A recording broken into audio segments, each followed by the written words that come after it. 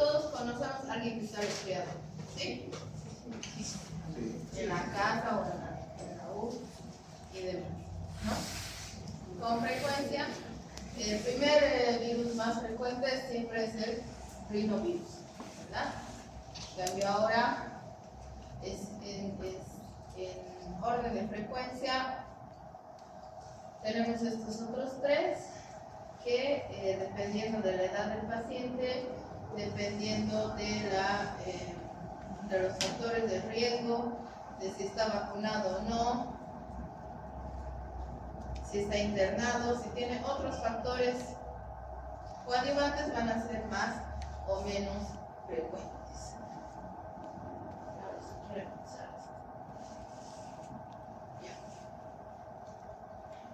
La influenza es una enfermedad respiratoria aguda que en la mayoría de las personas se manifiesta con catarro común, ¿sí? Con un resfrío común, generalmente benigno. En quienes se complica, en pacientes que tengan algún factor de riesgo. ¿Ya? En general, la influenza está ocasionada por el virus influenza, que puede ser tipo A, B o C, ¿sí? Y este virus Togoto es de las plantas, pero existe, ¿ya?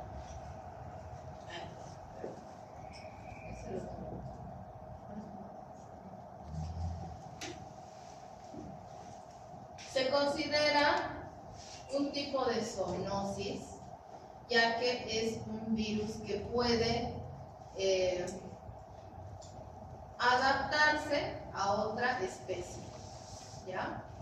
Está condicionado por el hacinamiento en industrias alimentarias como ser la aviar, ¿sí? Sabemos y escuchamos que hay muchos brotes y muchas epidemias de virus influenza aviar en Asia, ¿verdad? Entonces sacrifican cualquier cantidad de aves de corral porque hay brotes de influenza aviar. ¿Cuál es el peligro? Que la influenza aviar en algún momento, en algún punto, ese virus puede adaptarse a la célula humana, puede recombinarse con otro virus influenza y ser infectante para los humanos, ¿ya?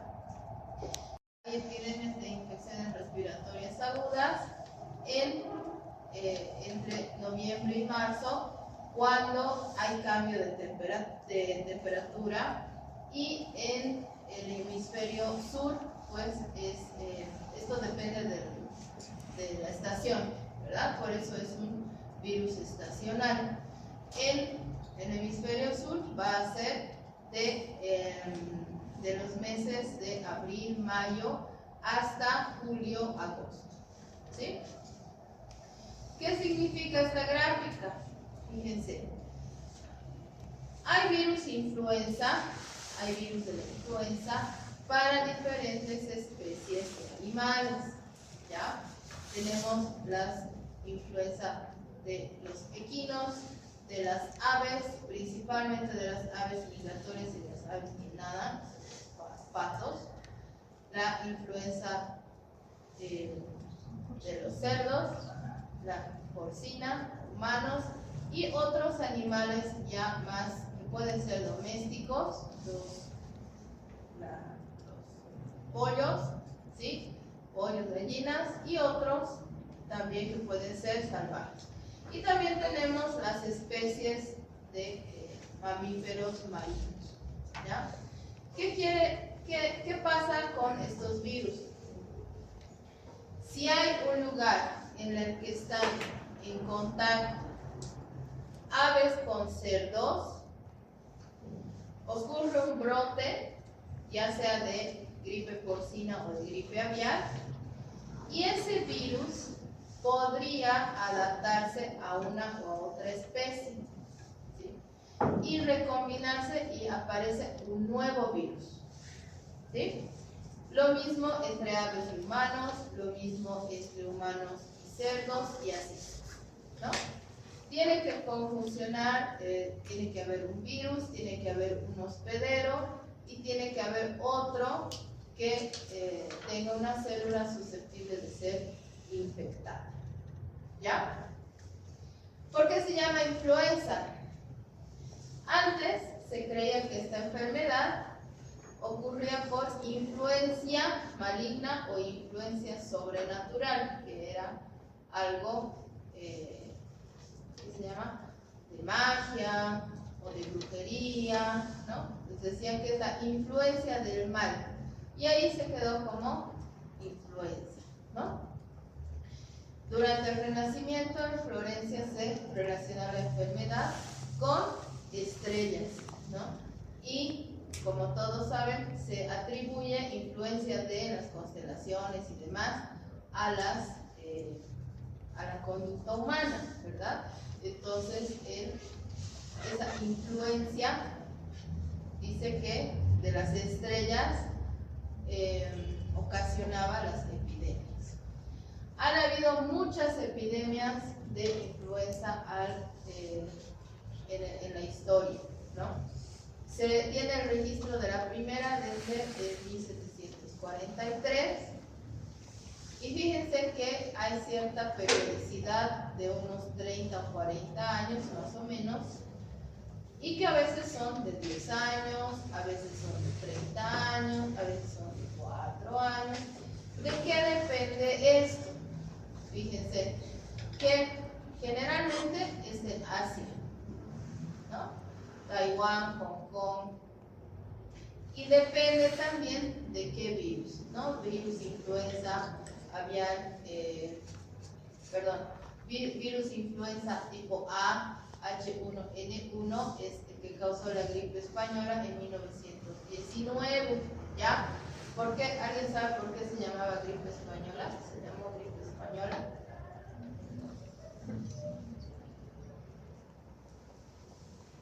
¿No? Porque era una pandemia, pero le llamaron gripe española. ¿Por qué? Porque en este año estaba la Primera Guerra Mundial, ¿no? Y en la Primera Guerra Mundial, pues España, las noticias del mundo se volcaban a la guerra, a la cantidad de muertos, a las invasiones, a quién ganó qué batalla, etc., ¿no? Pero en ese año, pues España no participaba de la guerra. Si bien había esta pandemia de influenza H1N1 en todo el mundo, bueno, en Europa, en toda Europa, y después a los siguientes años llegó a América, pues ese año la noticia en España no era la guerra, porque ellos no participaban en la guerra, sino que era la gripe, ¿no? La cantidad de personas enfermas y la cantidad de muertos que había por esta pandemia.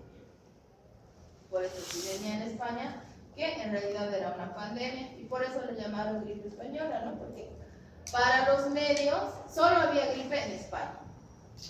En los otros países era guerra, ¿eh? Los muertos eran por la guerra. Y bueno, después ya en Estados Unidos, en China, en Asia generalmente, ¿no? En 1976 se reportó el virus influenza H1N1, pero también la gripe, un contagio, una recombinación entre un virus porcino y un virus humano, ¿no? Ya se aisló en 1993 el virus. En el 97 se encontró el virus de influenza H5N1, que es una recombinación entre el aviar y el humano, ¿sí? El 98 también entre cerdos humanos, y en el 99 el H9N2.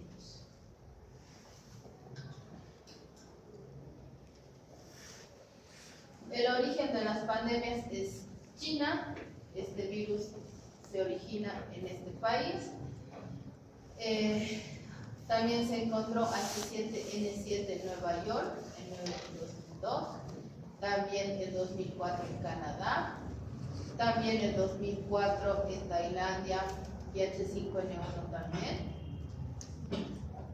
Y fíjense, en México el H1N1 que se distribuyó en toda Latinoamérica, ¿sí? En toda Latinoamérica, en 2009. Estamos hablando de un virus de la familia Orthomyxoviridae, que tenemos tipos o serotipos A, B, C y el togoto.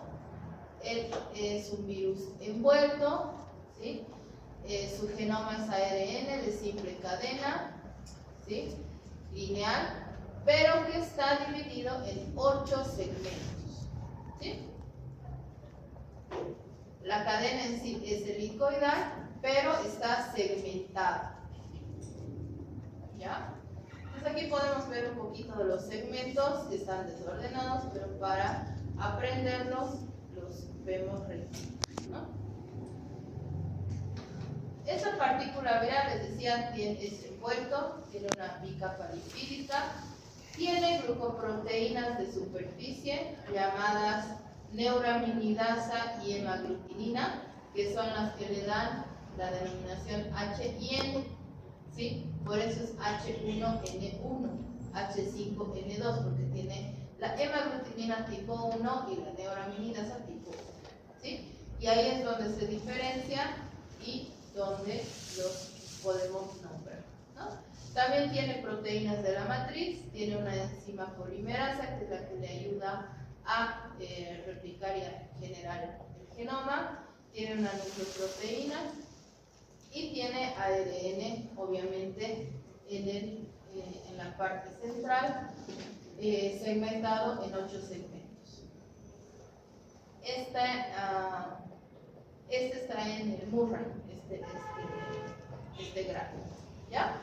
En una microfotografía electrónica, así es como se ve el virus. Ven aquí sus glucoproteínas como espículas, ¿no? Y eso es lo que se puede mirar, ¿ya? Aquí están, así cuando vean así segmentado, es un virus influenza, ¿no? 8 segmentos, es una simple cadena, la neuraminidasa y la hemaglutina. Estos son los genes, ¿no? Que va a codificar los segmentos del DNA, ¿no? Las hemaglutinina y neuraminidasa tienen la misma función en todos los virus de influenza A, pero a nosotros nos ayuda en la codificación, ¿ya?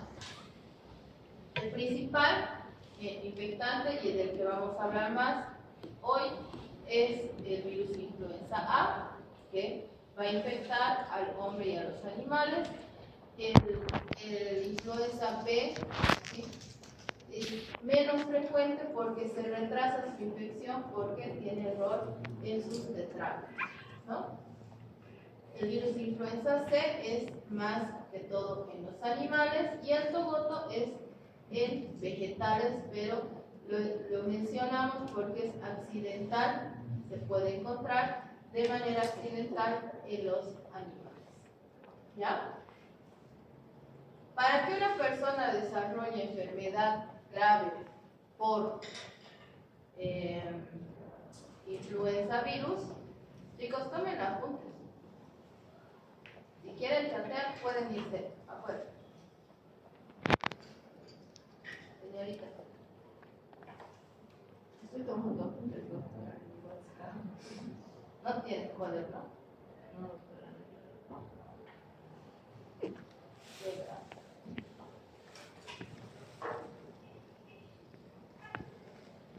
Para que una persona desarrolle enfermedad severa por virus influenza, tiene que tener algunos de estos factores de riesgo, ¿ya? Gestación, por eso es importante la vacunación en embarazadas, ¿sí? Personas con sobrepeso, con obesidad, niños muy chiquitos o personas muy ancianas, personas que estén usando inmunosupresores, que estén sometidos a tratamiento inmunosupresor, ya sea por trasplantes, quimioterapia, etcétera, ¿no? Personas que usen crónicamente la aspirina, como personas cardíacas que tengan riesgo de cardiopatía o de riesgo de accidentes cerebrovasculares, y que tengan otras comorbilidades, ¿no? Enfermedad pulmonar obstructiva crónica, que tengan asma, hipertensión, que tengan cirrosis, cáncer, VIH, diabetes, insuficiencia renal crónica. Entonces, todas estas personas tienen mucho más riesgo de tener una infección grave por influenza que la mayoría de la población.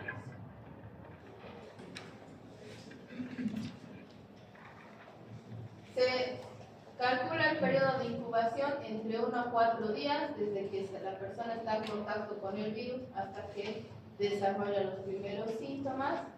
Quien se encarga de fijarse a las células blanco del influenza virus, que es la mucosa, las células de la mucosa del epitelio respiratorio, es la hemaglutinina, ¿sí? La neuraminidasa va a destruir, o sea, se va a fijar, si quieren, al ácido ciálico, lo va a modificar y va a liberar por endocitosis el RNA del virus. El RNA viral es transcrito por la transcriptasa de este mismo y empieza la replicación por transcripción, ¿no? Se van a replicar los segmentos, se van a intercambiar las bases nitrogenadas y se van a unir por el hidrógeno, los puentes de hidrógeno. Cada vez que el virus infecta a una nueva célula, va a cambiar su orden genético, ¿sí? Eso hace, esto es ocasionado por el hecho de la configuración, porque es un virus segmentado, a eso me refiero, ¿ya? Entonces siempre se van a reordenar los virus, y si por accidente en una misma célula se encuentran los genomas del virus porcino y humano, o aviar y humano, o aviar y porcino, ¿sí? Se van a recombinar y van a formar un virus totalmente diferente, ¿ya? En cuanto se replica dentro de la célula, se van a ensamblar 10.000 nuevos virus por cada célula infectada, ¿sí? Y se van a expulsar o extruir por gemación. Después el epitelio respiratorio va a perder la función de producir moco y va a perder los cilios. La célula se va a modificar. ¿Cuál es la función de los cilios del epitelio respiratorio? Movimiento de sustancias, doctora. Se mueven, ¿verdad?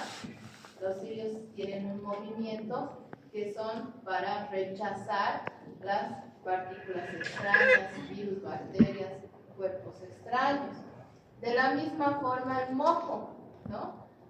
El moco que produce el epitelio respiratorio sirve para atrapar todas estas partículas, moléculas, etc., ¿no?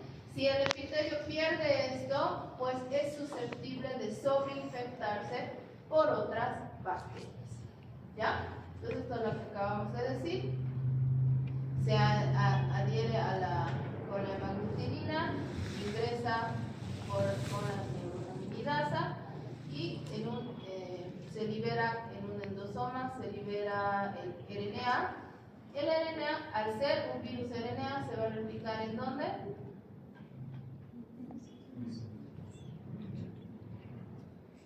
En el citoplasma, muy bien, ¿no? Los RNA en el citoplasma, los DNA en el núcleo. Eso ya debía estar reaprendido, ¿no? Se ensambla, se replica el RNA, o las copias del RNA pasan a el RNA a ser transcritas, ¿no? Transcritas, de ahí el mensaje llega a los ribosomas, se producen las proteínas, se replica el RNA, se ensambla y salen por gemación. Esto quiere decir que esta célula no se destruye, ¿ya? No se destruye, pero sí hemos dicho que se modifica, ¿ya? ¿Cómo vamos a ver esto clínicamente? Clínicamente, pues la mayoría cursan asintomáticos, ¿sí? La mayoría podemos controlar la replicación del virus, reemplazar ese epitelio y eliminarlo, ¿no? Y también los que estamos vacunados, ¿no? Pero a veces puede pasar que tenemos malestar general, cefalea, una hipertermia elevada, que pues no hay en el rinovirus, ¿verdad? En el resfrío común, no tenemos fiebre. Cuando hay fiebre ya podemos pensar en influenza. Dolor muscular, ¿sí? Ese dolor que es como si te hubieran golpeado, ¿no? Que solo quieres estar en tu cama con escalofríos, estamos con estornudos por el daño al epitelio respiratorio y la rinorrea serosa, es líquida, ¿sí? Líquida transparente. Pero cuando estamos hablando de personas en extremos de la vida, chiquitos, lactantes, ancianos, ¿sí? Puede llegar a la bronquiolitis, ¿no? Puede progresar, infectar la mucosa de los bronquiolos y ahí produce bronquiolitis. También puede producir laringotraqueobronquitis, también puede haber otitis, ¿no? Con toda la clínica de estos. En niños muy chiquitos que no pueden regular bien la temperatura y elevan demasiado, pues van a haber convulsiones febriles. Pueden complicarse con neumonías, como ese epitelio ya no es funcional, ¿sí? No funciona bien, pues es susceptible a sobreinfectarse y producir neumonías bacterianas, ¿no? Y en algún caso también miositis. Las personas con muchos factores de riesgo y con una alta carga viral se pueden complicar llegando hasta terapia intensiva, necesitar apoyo respiratorio mecánico y morir, ¿ya? Ahora mismo hay un alto número de casos de influenza y varios fallecidos. Y todos ellos, aparte de no estar vacunados, pues tenían factores de riesgo. En microbiología lo ideal es mirar a la gente, ¿verdad? Mirar al microorganismo y cultivarlo. Sin embargo, no es muy factible, no es fácil, ¿no?, de realizar.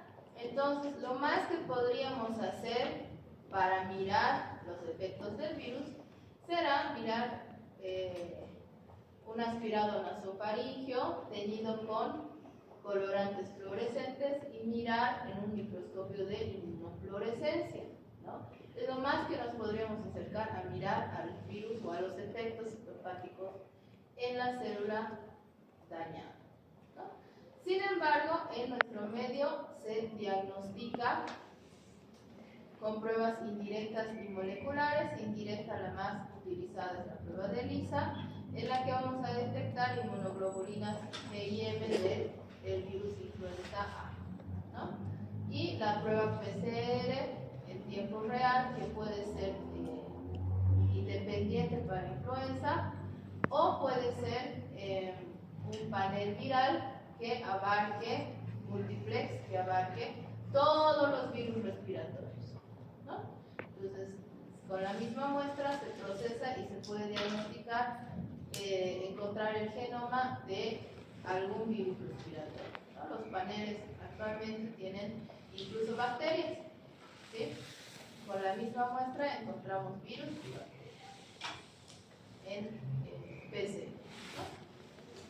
Como hemos visto en antivirales, no sé cómo les habrá ido con las preguntas antivirales, se utilizan los oseltamivir más amantadina, ¿sí? Pero en personas, bueno, no son medicamentos que van a curar la influenza, ¿sí? Van a reducir la carga viral, tienen que administrarse a 36 horas después de que se ha infectado la persona. O sea, es un poquito complicado no dar el tratamiento a destiempo, ¿no? Entonces, disminuyen la replicación, disminuyen la expulsión del virus, pero no curan los síntomas y no curan la enfermedad, ¿no? Entonces, el tratamiento es por 5 días. ¿Por qué se asocia? Porque hemos visto que hay resistencia a la amantadina, ¿no? Precisamente por la variabilidad genética de este virus, ¿ya? De todas las infecciones, el 60% tiene un buen pronóstico y ya que se limita a la faringe, ¿no? Y puede pasar desapercibida como una faringitis de 3 días y curar solo, ¿no? ¿Cómo se previene? Se previene evitando la transmisión, ¿verdad? ¿Cómo se evita la transmisión? Pues si yo estoy enfermo, uso el barbijo. Si yo no quiero enfermarme y sé que hay otros enfermos, uso el barbijo, ¿sí? Entonces el barbijo es una barrera tanto para el que no quiere contagiar como el que no se quiere contagiar, ¿ya? Siempre el lavado de manos está demostrado que es una medida eficaz, ya que nos tocamos la cara, la nariz muchísimas veces al día, ¿no? Y ahí es cuando tocamos a otra persona, tocamos la cara de los niños, ¿no? O de nuestros familiares o de nuestros amigos, y ahí es cuando nos contagiamos, ¿no? Evitar el hacinamiento, lugares cerrados que no estén ventilados, ¿no? Y no estoy hablando de cuarto, estoy hablando de boliche, donde todos estamos hacinados, la gente está fumando y además está compartiendo más. No importa, entonces, ¿cómo me he enfermado? ¿Quién me ha contagiado? Nadie estaba enfermo, pues estaba enfermo el que te ha infectado. No lo sabías. ¿Por qué? Porque la mayoría puede ser asintomática, ¿ya? Otra cosa del cigarro en las enfermedades respiratorias, en las infecciones respiratorias, estos cilios que decíamos del epitelio respiratorio se paralizan con el tabaco, ¿sí? Con la nicotina. Se paralizan. Entonces ya tenemos cilios, pero no funcionan. Y por eso las personas que fuman tienen mayor predisposición a las infecciones respiratorias, ¿no? Y cuando estamos enfermos o las personas alrededor están enfermas, evitar saludo de mano y saludo de beso, ¿ya? ¿Preguntas de influenza? Obviamente aquí me ha faltado la vacuna, ¿no? Alguien me distrae. Acá, la vacuna debe ser administrada cada año, porque cada año se recombina el virus, ¿sí? Cada año se modifica el genoma, por eso se llama influenza estacional, ¿sí? Cada invierno se modifica. Entonces, ¿qué pasa? La ventaja, si quieren, es que primero da el virus de cada año, primero aparece en el hemisferio norte, ¿sí? En Estados Unidos y todo. Entonces, ahí ya fabrican la vacuna. Nos llega a nosotros la vacuna en abril, más o menos, abril, mayo máximo, nos hacemos vacunar y nos protegen para nuestro invierno, ¿sí? Pero la vacuna que nos pongamos este año no sirve para el virus del próximo año, ¿ya? Eso tiene que ser anual. ¿Había preguntas de influenza?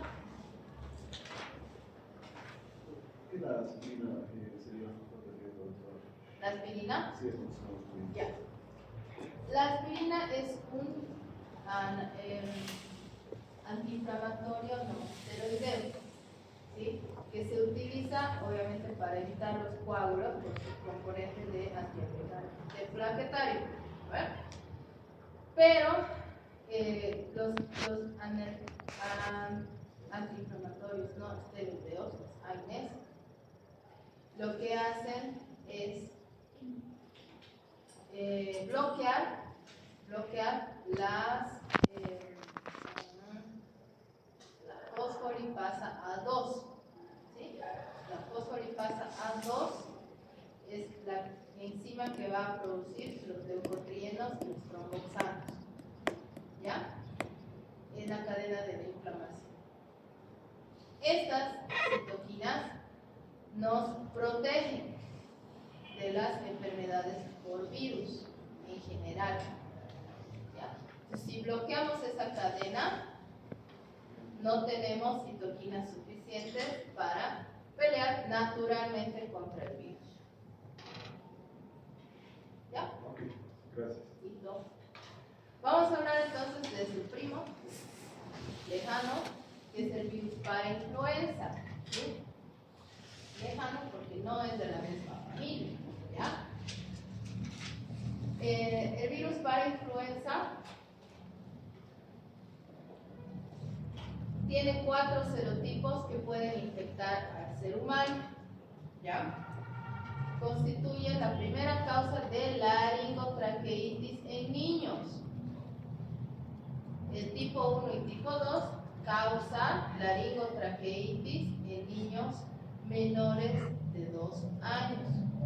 No, de 5 años. ¿Ya? Menores de 5 años. Y es responsable de 1 de cada 3 infecciones de vías respiratorias inferiores, de las neumonías virales. ¿Sí?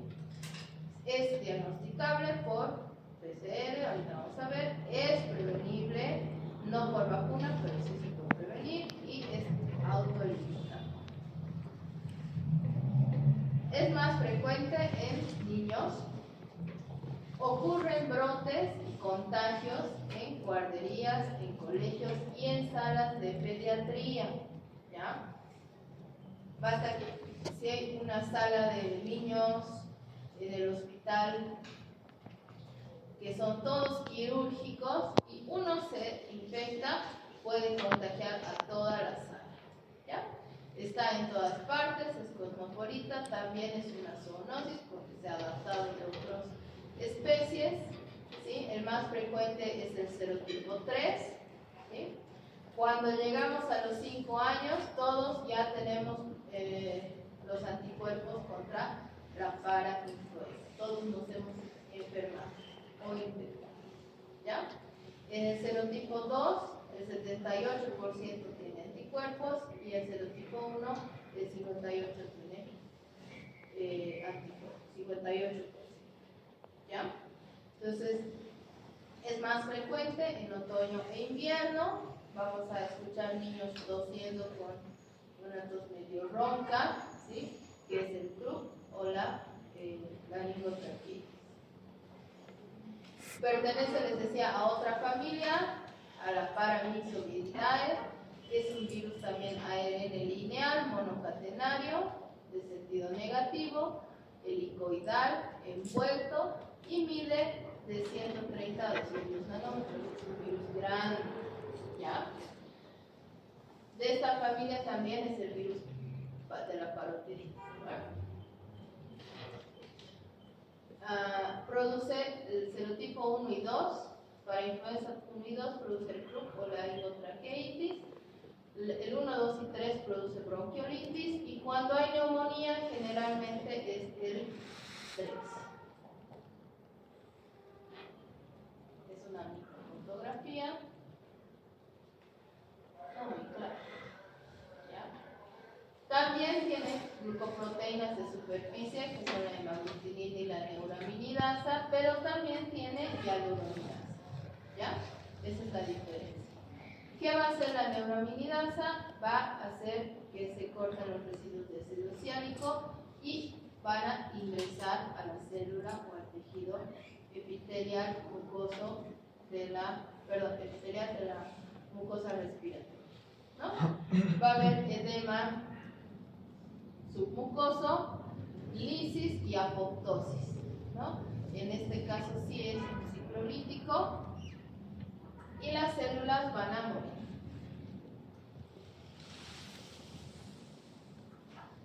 Va a tener un mecanismo de evasión del sistema inmune, que es inhibir a los fagocitos mononucleares y a los macrófagos. ¿Ya? Al destruirse la mucosa, ¿sí? Al morir las células de la mucosa, se produce el DUF. Como respuesta inflamatoria tenemos un edema de vías respiratorias superiores. Quiere decir que esta vía aérea va a disminuir su calibre, ¿sí? Va a haber una laringitis, una traqueitis y una bronquitis. Como respuesta inflamatoria va a haber una producción mayor de moco, ¿sí? Ese moco va a obstruir, va a producir la ronquera, esa tos ronca, la disfonía, ¿sí? No pueden hablar, están roncos, afónicos o disfónicos, la irritación de la vía aérea y la presencia de todo esto va a producir la tos, pero esto va a ser de inicio brusco, ¿sí? Va a ser aparatoso, se va a ahogar el niño con la tos, la ronquera, ¿sí? Y muchas veces puede ser una emergencia, ¿sí? Se puede incluso cerrar la vía aérea, ¿ya? Más abajo, ¿sí? Las bronquiolitis, en las que hay dificultad respiratoria, edema y secreción de moco, ¿no? En la que se disminuye también el calibre de los bronquiolos y por la secreción de moco, por el edema, y hay todo el cuadro clínico. También se puede presentar como un resfrío común con la grimeo, rinorrea, la coriza, que es la coloración roja de la nariz, ¿no? Cefalea, escalofríos, ¿sí? Fiebre, fatiga, conjuntivitis, dolor de garganta, ¿sí? Todo un resfrío moderado, digamos, ¿no? Puede ser también por virus para influenza. Y en casos en los que llegue hasta vía inferior, hasta los pulmones, va a haber cianosis por la hipoxia, ¿no? Que no llega el aire porque está todo obstruido, va a haber disnea y tiros costales, que son signos de insuficiencia respiratoria, ¿no? El tiraje intercostal, que es el esfuerzo de los músculos intercostales de tratar de meter el aire que no se puede, ¿no? El diagnóstico de la infección por virus para influenza será clínico en primer lugar y epidemiológico, ¿no? Por la edad del paciente, porque por el cuadro clínico, porque se contagió en el colegio, en la guardería, en la sala de pediatría, o mismo esperando en la sala de espera del hospital de niños. Vamos a detectar anticuerpos con la prueba de ELISA. Podemos mirar la célula infectada con inmunofluorescencia, pero actualmente la prueba es la PCR, que puede ser otra vez simple o múltiplex, panel respiratorio, ¿ya? El pronóstico. Si bien la mayoría puede ser leve, cuando hay flu o cuando hay neumonía viral, es grave, ¿no? Sin embargo, con internación y con medidas generales más antiinflamatorios y demás, más nebulizaciones y todo, se puede controlar. No hay muerte para influenza, ¿sí? A no ser que sea un croup demasiado severo, agudo, que ahogue al niño, ¿sí? Y no lo atiendan a tiempo, no lo lleven a tiempo, no lo atiendan a tiempo, se puede asfixiar, ¿no? Y pues las neumonías virales, generalmente si no son bien tratadas, se sobreinfectan con bacterias y puede haber complicaciones. ¿Ya? El tratamiento es humidificar el aire, se puede utilizar epinefrina para abrir la vía aérea, ¿sí? Y los corticoides también en cruz severo para disminuir la inflamación de la vía aérea.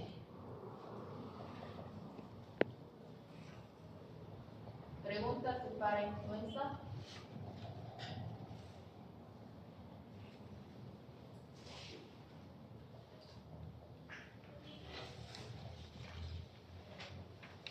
Bien. Virus sincitial respiratorio o respiratorio sincitial, dependiendo qué libro lean.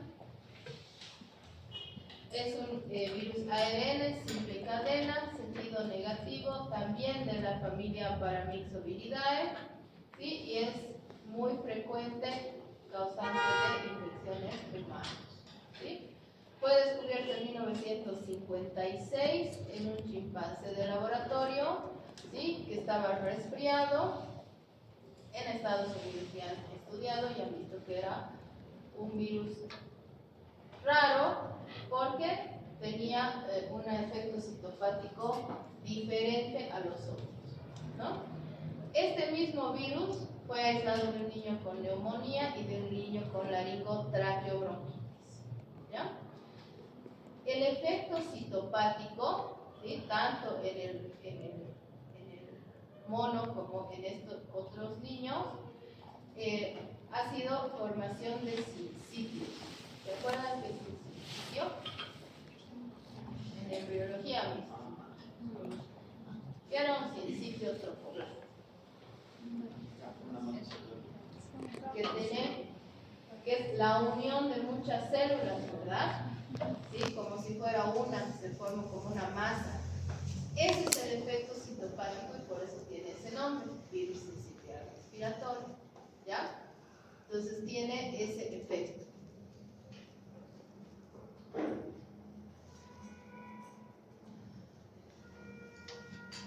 Cuando hacemos un estudio poblacional, antes de los 4 años, la mayoría de los niños ya ha tenido infección por insectos. Es así de rápido que circula, ¿no? Entonces, bueno, se ha establecido que el origen del virus es humano. El humano es el único hospedero, ¿ya? La formación de sincitios es su efecto citopático, ¿sí? Y considerando este efecto citopático se le ha dado el nombre de virus sincitial respiratorio, ¿ya?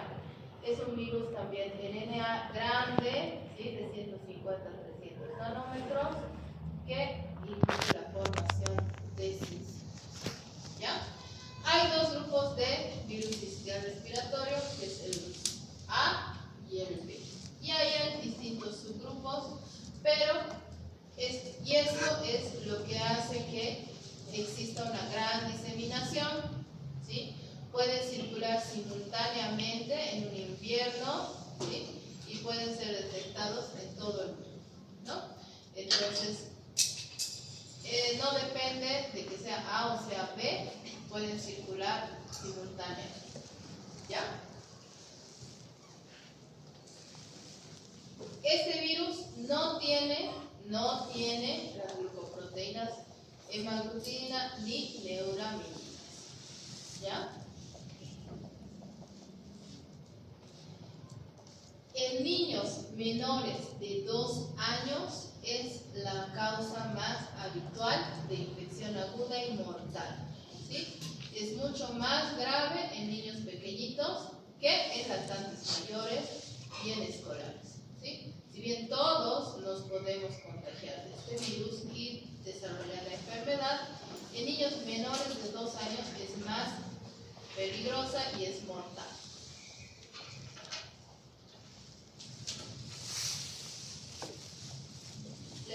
decía que nos infectamos todos antes de los 2 años, pero en algunos niños es más fuerte o más grave que en otros, y puede haber reinfecciones durante toda la vida. La inmunidad que se desarrolla no es permanente, por ninguno de los otros que hemos visto, ¿no? Ni influenza, ni virus sincitial no generan inmunidad de por vida, ¿ya? Entonces, siempre hay reinfecciones, incluso en ancianos. Es un virus envuelto en una bicapa lipídica y tiene glicoproteínas en su membrana. ¿Cuáles son las proteínas? Las glicoproteínas F, G y SH, que le va a permitir fusionarse a la célula huésped. La G, que es la que le va a ayudar a adherirse, ¿sí? Y la SH aún están estudiando para qué sirve, ¿sí? Pero fíjense que no tiene NH, tiene FG y SH. Su RNA es monocatenario, simple cadena, sentido negativo, tiene una nucleoproteína, una fosfoproteína, una polimerasa que va a conformar toda la nucleocápside helicoidal, ¿no?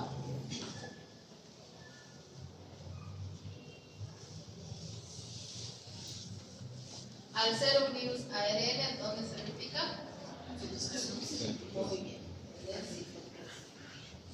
Entonces, una vez que se une, se decapsida, expresa su RNA para que los ribosomas produzcan las proteínas. También se replican las nucleoproteínas, que van a ser después RNA. Se replica el RNA con las proteínas estructurales, se ensambla y se libera, ¿no? Como la mayoría de los virus RNA, ¿sí? La célula blanco o el tejido blanco o el órgano blanco son las vías respiratorias, ¿sí? Y su efecto es la formación de sincitos, ¿sí? Invade directamente el epitelio respiratorio. Después nosotros nos defendemos del virus, ¿sí? Y esa defensa ocasiona la formación de sincitos y la necrosis del tejido, ¿sí? Va a haber necrosis de bronquios y bronquiolos, tapones de moco, de fibrina por este efecto necrótico, y se obstruye la vía respiratoria inferior o menor, que son los bronquiolos, ¿verdad? Entonces, estos, al estar obstruidos, van a tener material necrótico, y esto va a ocasionar que ese pulmón, ¿sí?, no sea funcional. Ese lóbulo, si quieren, no sea funcional. Entonces, si esto no evoluciona bien, incluso les hacen lobectomía, ¿sí? Les quitan todo ese lóbulo que está necrótico, ¿ya? Por cirugía. Estos tapones van a obstruir rápidamente la vía aérea pequeña, las vías aéreas delgaditas, que son los bronquiolos, ¿sí? Y donde hay vacunas con virus inactivados, aumentan la gravedad. Por eso no se recomienda la vacunación en este caso, ¿sí? Cuando hay brotes, cuando hay invierno, cuando hay estas bajas temperaturas y niños que están en kinder, en guardería, internados y demás, es muy prevalente, y al año 64 millones de niños se infectan y se mueren 160.000, ¿no? De De todos estos 64 millones, solo 1% requiere hospitalización porque es muy grave, ¿no? La mayoría es autolimitada, ¿sí? Y la recuperación comienza después de algunos días y cuando hay casos severos, de niños con factores de riesgo o muy pequeñitos, ¿sí? Por eso no hay que pensar a los niños chiquitos, ¿no? Podemos portar nosotros el virus y transmitir, ¿no? Puede haber falla respiratoria que incluso necesite ventilación mecánica, ¿no? Se incrementan las infecciones en invierno, ¿sí? Cuando hay brotes, cuando hay, es más frecuente, siempre va a haber virus sincicial respiratorio cada año circulando entre la población pediátrica y ocasionando infección. Es más frecuente que la influenza. ¿Ya? Es mucho más contagioso, periodo de incubación es de 4 a 5 días, ¿sí? Y si alguien se infecta en esta sala de niños pequeñitos, de lactantes, pues se pueden morir porque toditos son inmunosuprimidos, ¿no? Pueden ser prematuros, o pueden estar en terapia, pueden estar con alguna infección y demás, y pueden morir. ¿Cómo se transmite? Igual que los otros virus respiratorios, en las manos, en los comites, que son objetos inanimados que transmiten, ¿verdad? Entre niños chiquitos, pues los juguetes, entre adultos y niños los vasos, los cubiertos, todo lo que se pueda llevar a la boca o con las manos. Y después se puede eliminar en varios días por secreciones respiratorias y ahí ser contagioso, ¿ya? Entonces puede ocurrir que produzca desde bronquiolitis, neumonía, ¿sí? Con fiebre, tos, cianosis en menores de 1 año, rinitis con fiebre y faringitis en niños y en más grandes resfrío común, ¿no? Siempre cuando es más pequeñito es más grave el cuadro, ¿ya? No se puede aislar efectivamente en cultivos celulares, ¿sí? Entonces vamos a realizar la PCR en tiempo real, ¿sí? Y también ELISA pero para detectar antígenos, no anticuerpos, ¿ya? Además, se va a suplementar oxígeno y líquidos intravenosos para estos niños que están cursando la enfermedad, ¿no? Y en niños que pueden tener cuadros más graves, que tengan factores de riesgo asociados a esta enfermedad, a esta infección, se les puede aplicar ribavirina para disminuir la replicación del virus, ¿ya?